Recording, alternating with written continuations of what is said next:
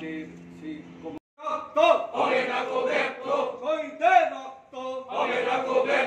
আমরা সেই শহীদ বীরাঙ্গনা নারীদের স্মরণ করতে যাচ্ছি।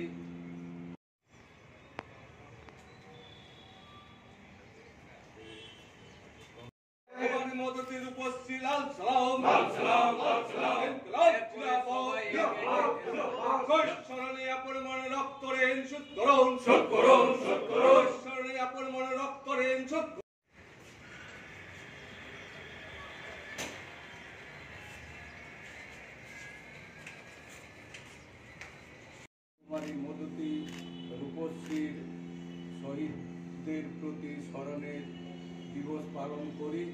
আজকে স্মরণে মিনিট নেওয়া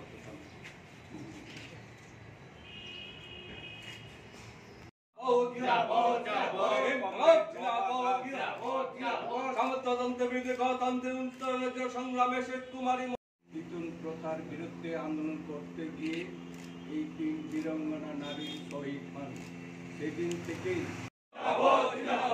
কুমারী মধুতি উপস্থিত তোমাদের আমরা ভুল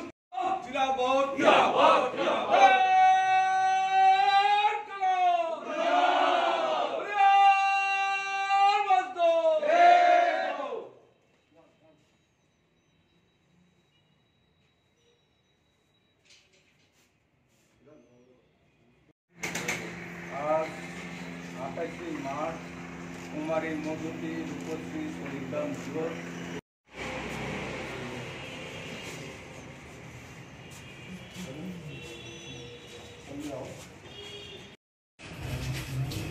আজকের এই দিনে 1949 খ্রিস্টাব্দে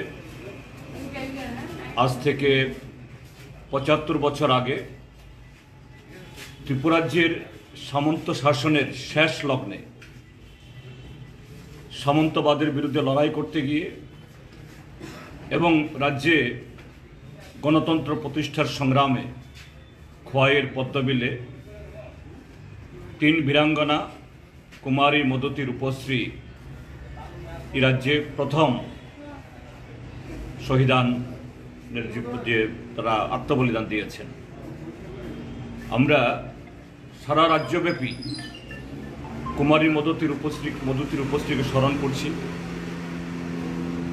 শুধু কোনো একটা আন্দোলনে তাদের আত্মবলিদান দেওয়ার জন্য তা নয়।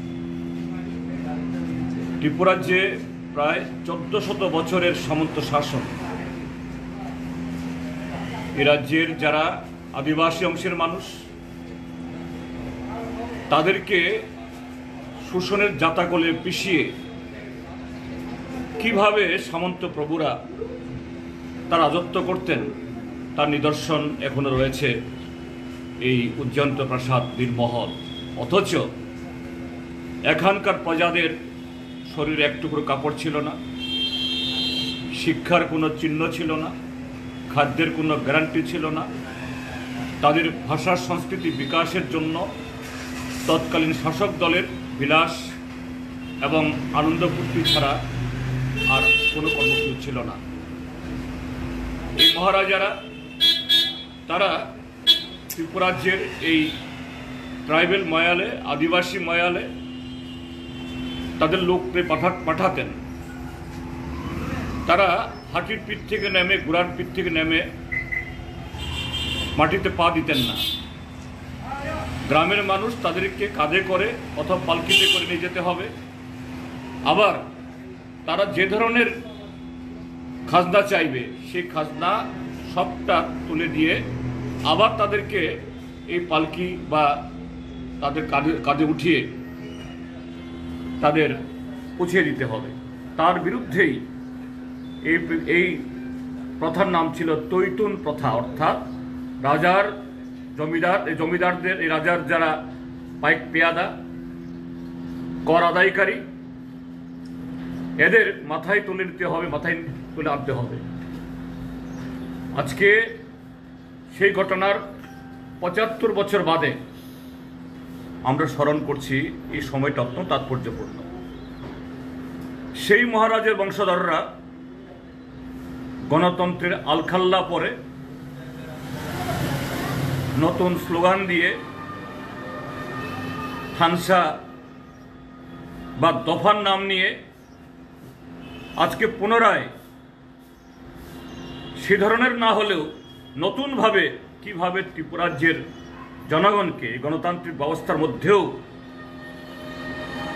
তাদের সে শোষণ আবার এখানে বর্তানো যায়।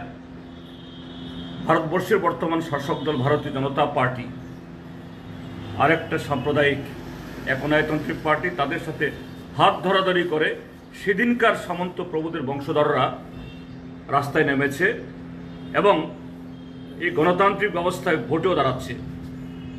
কাজে আজকে এই কুমারী মদতী রূপশ্রীকে স্মরণ করা শুধু আনুষ্ঠানিকতা না, সামনে যে আমাদের ত্রিপুরাজ্যে সর্বোচ্চ রাজনৈতিক লড়াই, নির্বাচনী লড়াই, এই লড়াইয়ে এই সামন্ত প্রভুদের বংশধরদের এবং তার সহযোগী দেশের সাম্প্রদায়িক কর্পোরেট লেহনকারী ভারতীয় জনতা পার্টি, তাদেরকে এই নির্বাচনে ত্রিপুরাজ্যের সমস্ত গণতান্ত্রিক এবং দেশপ্রেমিক শক্তি ঐক্যবদ্ধভাবে হারানোর মধ্য দিয়েই কুমারী মদতী রূপশ্রীর প্রতি আমাদের শ্রদ্ধা জ্ঞাপন করব। কুমারী মদতী রূপশ্রী, তাদের সংগ্রাম, তাদের আত্মবলিদান অমর।